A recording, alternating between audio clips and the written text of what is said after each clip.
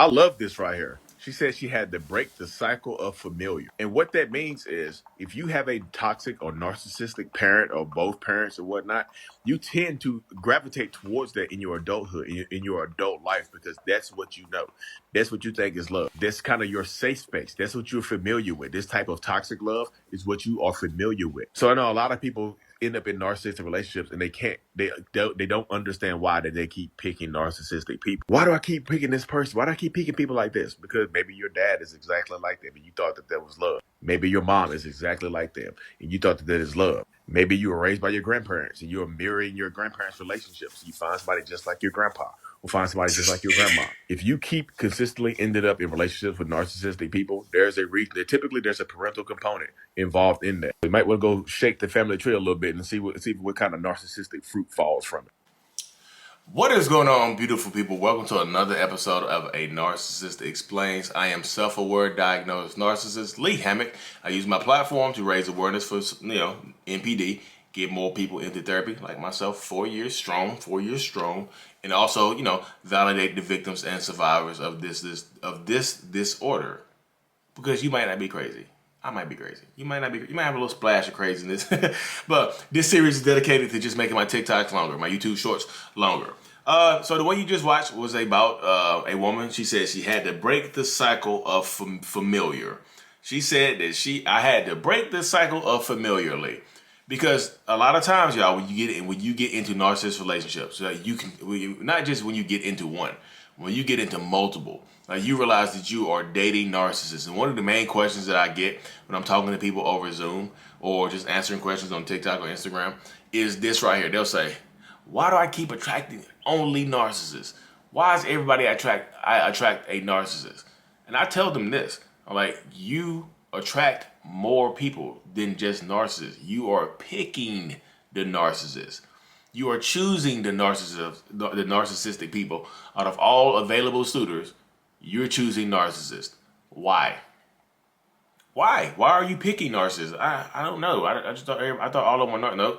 You're picking the narcissist. You got probably some good, decent people trying to court you. That's the courting is the word. They're trying to court you, trying to have a relationship with you and whatnot. But you're picking narcissists over them. Why? Because that's what you're familiar with. Because a lot of times when you end up in toxic narcissistic relationships, or you end up being a codependent or an empath or whatever, that's what you know. You go to what you know. You have a parental figure in your life, or an authority figure in your life that probably has some very, very high narcissistic traits, toxic traits, or is a full-blown narcissist, sociopath, psychopath, whatever. You might have a parent that's just like that. So you think that is love. You go into these relationships, especially if you're new at relationships, or this is your first or second relationships, or you haven't dated anybody else in a while. After you get out of a marriage, you're vulnerable. You end up with a narcissistic person. You think this is love. This is your safe space. One of your parents, your mom or your dad, might have possibly been a narcissistic person, and then you see this, you understand this, and you go into relationships thinking that the love that narcissistic parent gave you is the correct way to love people. Because you don't have any other baseline. Your mom or your dad stayed with this person for a very, very long time. So they were in love. So maybe I want to love like my parents had. Or you might have had a narcissistic, this would be funny. You might have had a narcissistic grandparent that hated each other. You might have narcissistic grandparents that hate each other, physically, mentally abusive to each other. Or one was physically, mentally abusive to the other one. And you modeled their relationship. You weren't like, but you didn't see the physical, you didn't see the abuse. You just saw, you saw what you saw. And you inherited that. You just saw it and you thought this was your safe space. So you go to what you know. You go to narcissists because that's what you know. You see that narcissistic love, the love that, the persona, the traits that you see in that parental figure, the grandparental. The grandparent figure, I don't know. Grandparental is not a word. I'm pretty sure it isn't. I was just like, grandparental? No, it doesn't sound right. But that grandparent figure, you see those traits in somebody else, and you pick that person because you see those traits. You're attracted to that type of stuff because that's your safe space. That's your love zone right there. And it just so happens that your safe space is probably one of the unsafest spaces in relationship-wise. Narcissistic, toxic, abusive relationships. Because you deal with that type of stuff. And then like you model, even when the abusive part starts, even if it's physical or mental, you model that. Sometimes you stay because your parents stayed. You have a mom that should have left years ago that decided to stay with your dad, and you watched some physical, mental abuse. So you thought that was okay. So you modeling your mom and tolerating a different version of your dad because that relationship is what you know is love. Or vice versa, you model you see if it's a little boy, you see what your dad is doing, you see what your mom is doing. You model that relationship, and you attract narcissistic, toxic ass women, and you pick them. Some people, and let me say this, y'all. Let me say this. Some people like toxic relationships. I'm just gonna say this right here. I'm not saying this to everybody. This is not broad strokes. This is not speaking to the masses, about the masses. This is saying that some people, there's a small quantity of people out there that really like toxic relationships. I talk to them. I talk to them online. They might be narcissists themselves, or they might be super codependent. Just like, I know it's toxic. I know it's terrible, but I don't want to let it go. How do I keep it? I'm like, how do you keep it? You mean, how do you keep it? You want to keep the toxicity? You want to keep the mental, physical, verbal abuse? You want to keep that? You know what I mean? But some people like that type of stuff because that's what they knew. They grew up looking at. They grew up modeling. They grew up watching this type of stuff. You know what I mean? Yeah. So it's just wild because you go to what you know. And then it's up to you. So that's how generational curses or generational trauma starts right there to y'all. Because it's passed down. Your grandparent, your great-great-grandparents, well, your great-grandparents. Your grandparents watched your great-grandparents model that, pick their narcissist. Your mom or dad watched your grandparents, one of them was a narcissist, modeled that. You watched that, you model that. You see how it's passed down? So I don't think narcissistic personality disorder is hereditary, but I do think it's passed down from generation to generation, just like that right there.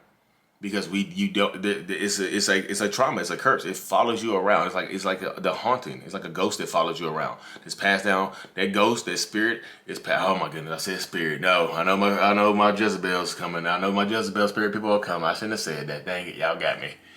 Oh my goodness, y'all got me. Like Lee, we get like that. Y'all pray. He's like, yeah, we got him. He says it's a spirit. He said it's a spirit. Yes, sir. He said it's a spirit, y'all.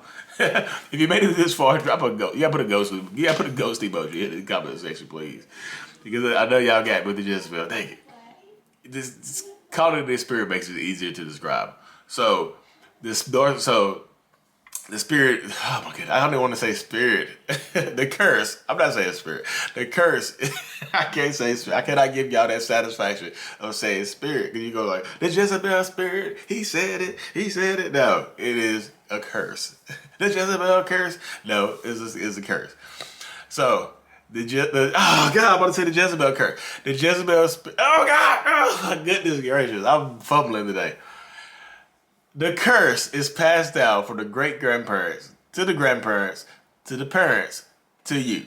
You see how it's passed down? That's a generational curse right there. It's passed down from generation to generation. And guess whose job it is to break it? Yours, mine, your brothers, your sisters. It's our job to stop it. You have to say it stops with me. That's what I've done. That's what I've done with this personality disorder. I had to tell myself it stops with me. It has to stop with me. It does. It stops with me. Literally. It has to stop with me. Narcissistic personality disorder, I'm going to therapy for the rest of my life, so it stops with me. You dealing with narcissistic people and staying in toxic, narcissistically abusive relationships, it stops with you. It has to stop with you. I know it's like an extra burden passed down from your parents. Like, this is your inheritance. They didn't leave you no money. They left you a narcissist. They left you generational curse. They didn't leave you no money in the will. They left you this narcissistic generational curse that you have to deal with. You have to process. You have to fight through. So, but you can do it though. It's definitely 100% possible. It just takes therapy. It takes strength. You have to break the trauma bond, and you have to notice the red flags when you get out of this relationship. You have to notice the red flags from the other one, for other relationships. They're moving too fast. They're promising you too much big stuff. I saw somebody earlier that said that their narcissistic person proposed on the first date. The first date, and they accepted. I was like, what? I just wanted to be. Oh.